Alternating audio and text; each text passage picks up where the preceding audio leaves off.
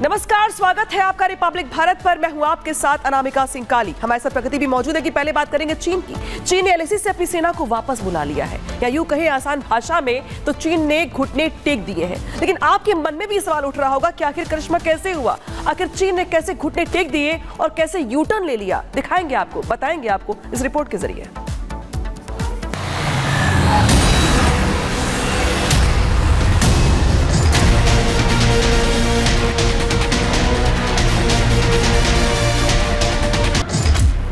नए भारत का दम, झुक गया ड्रैगन।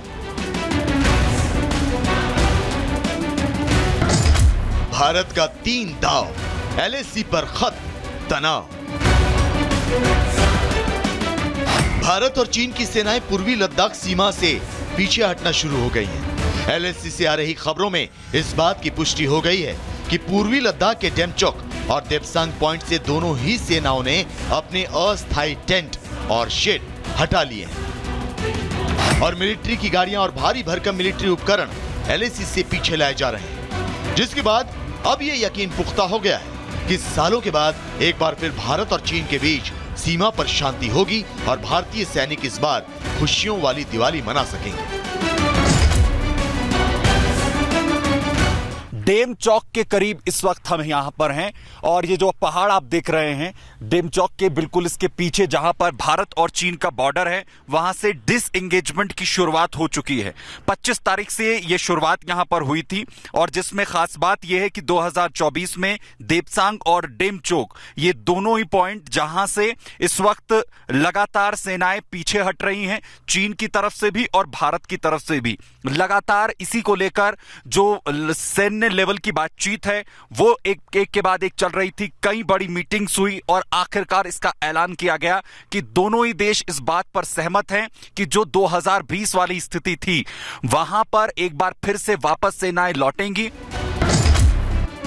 भारतीय सेना के सूत्रों की माने तो 28 से 29 अक्टूबर तक दोनों देश पूरी तरह से एलएसी से अपनी सेना हटा लेंगे। दिवाली से पहले देपसांग और डेमचौक में पहले वाली स्थिति बहाल हो जाएगी, जिसके बाद दोनों देशों की सेनाएं सीमित संख्या में यहां पेट्रोलिंग करेंगी। हालांकि अभी तक भारतीय सेना और चीनी सेना ने पेट्रोलिंग के लिए तय की गई सैनिकों की सटीक संख्या को लेकर कोई जानकारी नहीं दी है। लेकिन जो जानकारी निकलकर सामने आ रही है उसके मुताबिक कमांडर लेवल के अफसरों के बीच पेट्रोलिंग के लिए जवानों की संख्या पर आखिरी फैसला लिया जा चुका है। जाहिर है देपसांग और डेमचौक में शांति बहाली के लिए माहौल पूरी तरह से तैयार हो चुका है। लेकिन क्या आप जानते हैं ड्रैगन पीछे हटने पर मजबूर कैसे हुआ?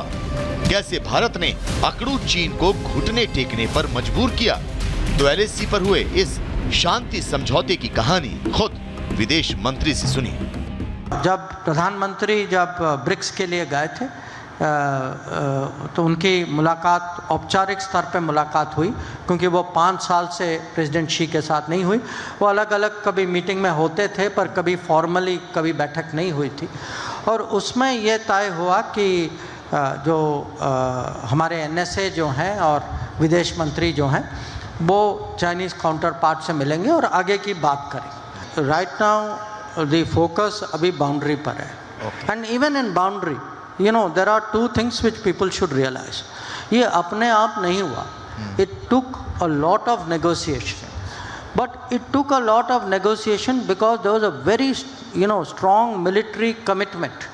कि, for our military in this number to stay for in that वो temperature आप देखिए, height देखिए, तो वहाँ deploy होना that was a very big statement. बेशक सेना के पराक्रम के बगैर किसी भी मोर्चे पर जीत सुनिश्चित नहीं की जा सकती। लेकिन चीन का घुटने पर आना एक दिन का डेवलपमेंट नहीं है। चीन का ये रुख नए भारत के मजबूत इरादे का प्रमाण भी है, जो सरकार के अलग अलग मंत्रालयों के आपसी समन्वय और सरकार की ठोस रणनीति की मदद से संभव हो पाया। जो परिवर्तन जो बॉर्डर इंफ्रास्ट्रक्चर में आया है कि अगर आप देखेंगे पहले की तुलना से, अगर मैं 2012-13 की बात करूं, उसकी तुलना से अभी हमारी चाइना बॉर्डर इंफ्रास्ट्रक्चर बजट जो है करीब 5 गुना 6 गुना ज़्यादा है। तो आप देखते होंगे कि हर हफ्ते या हर महीने कहीं न कभी खबर आती है कुछ टनल खुला है, कुछ नया रोड है, कुछ So this enabled us to supply the troops and allowed the troops to be there.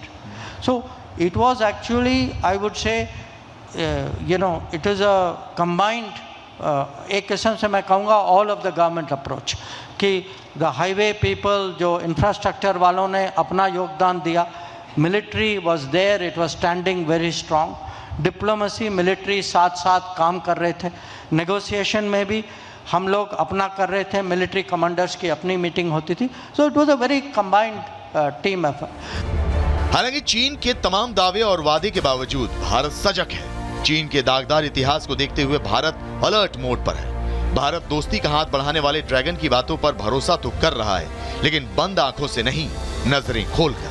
बहरहाल भारत पड़ोसियों से दोस्ती का पक्षधर है और इतिहास गवाह है. चीन ने दोस्ती के भरोसे को अगर कायम रखा तो दोस्त भारत चीन के लिए तरक्की के नए दरवाजे भी खोल सकता है. Bureau report, Republic Bharat.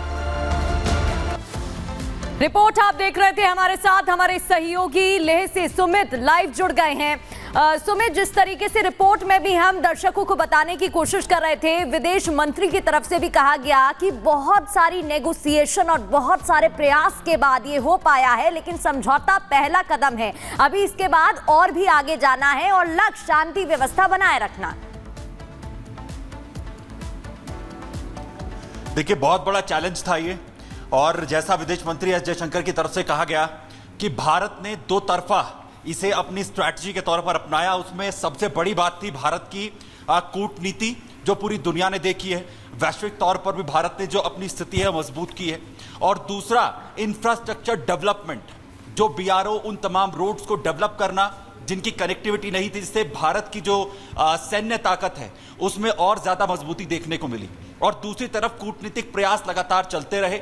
ये वो तमाम चीजें थी जिसके बाद चीन के साथ ये बातचीत और ये समझौता कहीं ना कहीं अपने स्तर पर पहुंचा 25 तारीख के बाद. क्योंकि इस वक्त हम जहां पर मौजूद हैं, यहां से डेमचोक ज्यादा दूर नहीं है.